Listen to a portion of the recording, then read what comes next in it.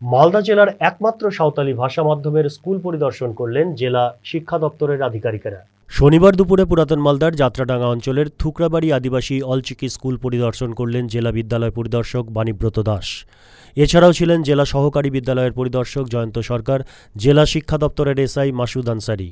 মূলত এই আদিবাসী স্কুলের পঠন পাঠনের মান উন্নয়নের ক্ষেত্রে বিশেষ নজর দেওয়া হয়েছে বলে জেলা শিক্ষা দপ্তরের তরফ থেকে জানানো হয়েছে। যদিও এই স্কুলে প্রাথমিকের শিক্ষক থাকলেও হাই স্কুলে কোনো শিক্ষক নেই, যার কারণে 12 জন নতুন শিক্ষককে আনার অনুমোদন দেওয়া হয় এদিন। এছাড়াও রাজ্য স্কুল শিক্ষা দপ্তরের যুগ্ম আধিকারিক মহাদেব সোরেন এদিন ভিডিও কনফারেন্সের মাধ্যমে শিক্ষক এবং অন্যান্য অভিভাবকদের সাথে কথা বলেন। জেলা শিক্ষা আধিকারিকরা সংশ্লিষ্ট স্কুলের শিক্ষকদের সাথে আলোচনা করেন কিভাবে জেলার এই একমাত্র স্কুলকে উন্নত করা যায়।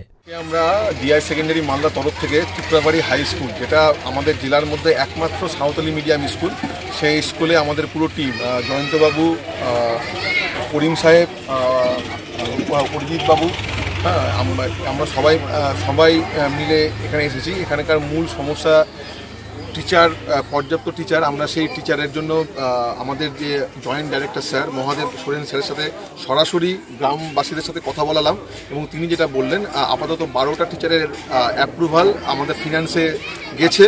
হ্যাঁ, আশা করি এটা দ্রুত কাজ হয়ে যাবে। এবং দ্বিতীয়ত হচ্ছে আমাদের যে ছাত্রছাত্রীদের কিছু অভাব ছিল, যেমন কিছু বই পায়নি, সেই বইয়ের ব্যবস্থা আমরা করলাম। আমরা উত্তর দিনাজপুরের যিনি এসআই সাহেব আছেন তাকে ফোন করলাম, তিনি বললেন তিনি বই ব্যবস্থা করে দেবেন। এবং যে বেঞ্চের ব্যবস্থা, জেলা পরিষদ মেম্বার আছে, হ্যাঁ, উনাকে আমরা প্রেয়ার করতে বললাম। আমরা আমাদের তরফ থেকে, আমাদের অফিসের তরফ থেকে সম্পূর্ণ রকম সহযোগিতা করব এবং যাতে কোনো বাচ্চা ডিপ্রাইভ না হয়। হ্যাঁ, কেননা এটা আমাদেরই ছেলে মেয়ে এবং আমাদের জেলার এই গর্ব, মানে কেন গোটা জেলায় আর সাঁওতালি মিডিয়াম স্কুল নেই। এবং আর একটা ব্যাপারে, এই স্কুলের যে পরিচালন কমিটি কিভাবে তৈরি হবে না হবে সেই ব্যাপারে আমরা আলাপ আলোচনা করলাম। আশা করি এই স্কুলের সমস্ত সমাধান আমরা করতে পারব।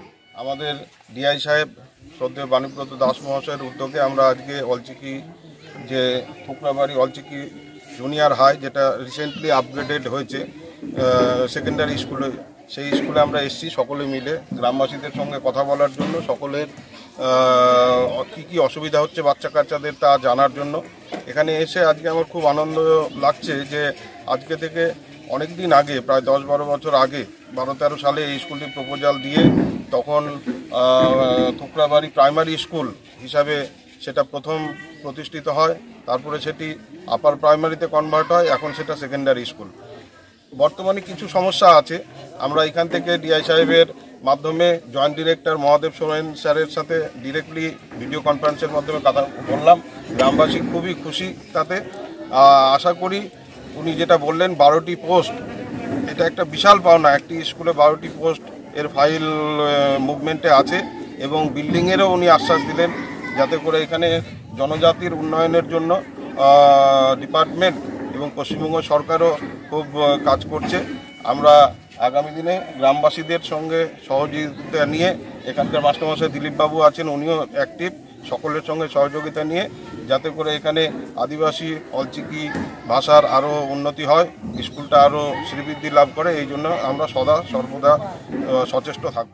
মালদা টুডে।